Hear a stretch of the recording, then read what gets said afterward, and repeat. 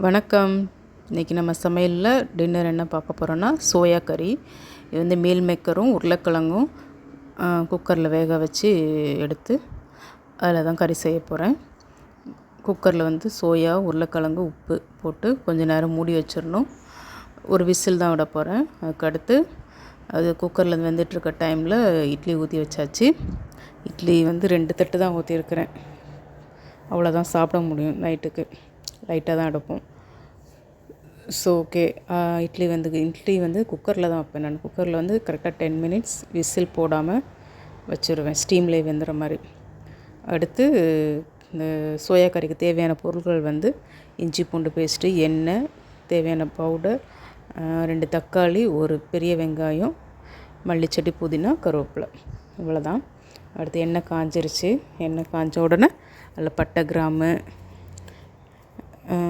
Star Annie's இதெல்லாம் போட்டுட்டு கருவேப்பிலை போட்டுட்டு நல்லா வெடித்து வந்தோடனே அதுக்கடுத்து ஆனியன் போட்டு பொடிசாக கட் பண்ணி வச்சுருந்த ஆனியனையும் போட்டுட்டு அதுக்கு மேலே இஞ்சி பூண்டு பேஸ்ட்டு, தக்காளி, உப்பு இதெல்லாம் போட்டு ஒன்று போல் வதக்கி விட வேண்டியதுதான்.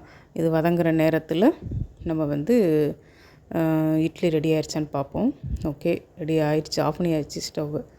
அடுத்து இது வதங்கிட்டே இருக்கும். வதங்கி இந்த கோல்டன் ப்ரௌன் கலர் வர நேரத்தில் இப்போ நான் இங்கே வச்சுருக்கிற ஒரு பவுடர் வந்து இது வந்து இந்த பவுடர் வந்து கறி குழம்புக்கு, கோழி குழம்புக்கு இதுக்கெலாம் போடுவேன்.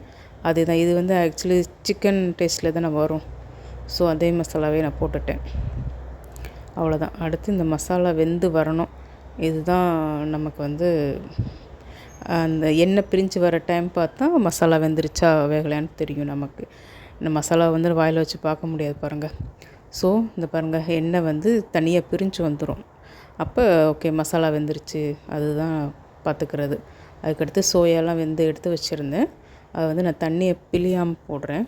ஏன்னா தண்ணி புழிஞ்சி குழம்பு வேணும். குழம்புக்கு வந்து நான் நார்மலாக பச்சை தண்ணி வந்து ஊற்றாமல், ஹாட் வாட்டரும் ஊற்றாமல், இது நம்ம சோயா வெந்த தண்ணி இருக்குது பாருங்கள், அது வந்து சத்து தான் பாருங்கள், கீழே ஊற்ற வேண்டாம். ஸோ அதுலேயும் போட்டு உருளைக்கிழங்கு கட் பண்ணி போட்டுட்டு புதினா, மல்லிச்செடி எல்லாம் மேலே போட்டுட்டு ஒரு கொதிக்க விட்டோடனே சாப்பாடு ரெடி.